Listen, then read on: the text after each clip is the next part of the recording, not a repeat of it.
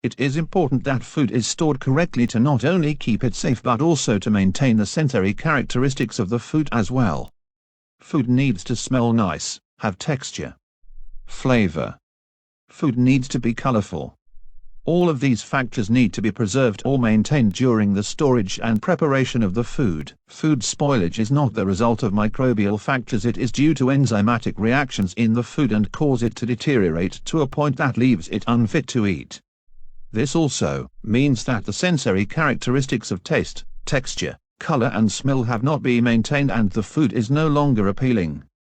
Signs of this can be swelling plastic of food packaging where the gases produced have been released, causing the swell in the packaging. If the shelf life of food is exceeded, then the food also deteriorates and the flavor, texture, smell and color are affected.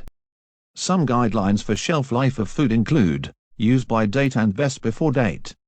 The use by date means that after that date the food should not be consumed. The best before date means that the food is at its highest quality before that date. Best before date is commonly used for milk, fresh eggs, mayonnaise and tomato sauce. Foods are categorized into either perishable, semi-perishable or non-perishable. Perishable food has a short shelf life of about 3 days and cold storage is essential for maintaining the quality of perishable food. Semi-perishable foods such as frozen foods can keep their quality if frozen for several weeks to a few months. Cold storage is between 0 and 5 degrees Celsius.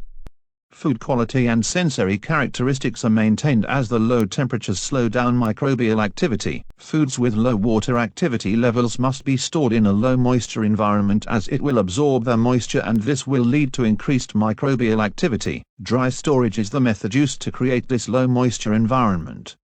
The foods in a dry store must also be kept in airtight containers. Freezing is a convenient method of storage, but freezing must occur quickly if the sensory characteristics and quality of the food are to be maintained. Freezing occurs between -18 and -30 degrees Celsius. These extremely low temperatures ensure that microbial and enzyme activity is significantly reduced. It is very important that foods that are frozen are properly wrapped. Otherwise the cold dry air in the freezer will remove water from the food, resulting in freezer burn. This will of course negatively impact the sensory and food quality characteristics of the food. See you in class for more discussion on suitable methods of storage.